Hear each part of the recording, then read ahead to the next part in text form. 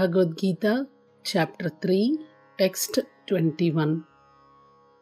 Yadyad Yadyad Acharati Acharati Sreshtas Sreshtas Yadyad Acharati Sreshtas Yadyad Acharati Sreshtas Tattad Tattad Evetaro Evetaro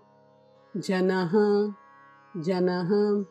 Tattat Evetaro Janaha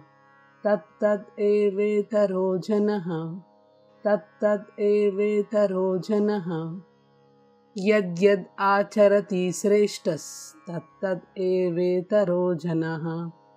Yadyad Acharati Sreshtas Tattat Evetaro Janaha Yadyad Acharati Sreshtas Tattat Evetaro Janaha Sayat Sayat Pramanam Pramanam Kurute Kurute Sayat Pramanam Kurute Sayat Pramanam Kurute Sayat Pramanam Kurute Lokas Lokas Tad Tad Anuvartate Anuvartate Lokastad Anuvartate Lokastad Anuvartate Lokastad Anuvartate Sayat Pramanam Kurute Sayat Pramanam Kurute Lokastad Anuvartate Lokastad Anuvartate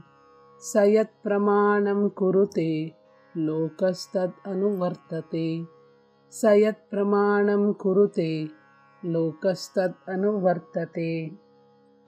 Yadyad Acharati Sreshtas Tattat Evetaro Janaha Sayat Pramanam Kurute Lokastad Anuvartate Yadyad Acharati Sreshtas Tattat Evetaro Janaha Sayat Pramanam Kurute Lokastad Anuvartate Yadyad Acharati Sreshtas Tattat Evetaro Janaha Sayat Pramanam Kurute Lokastad Anuvartate. Hare Krishna.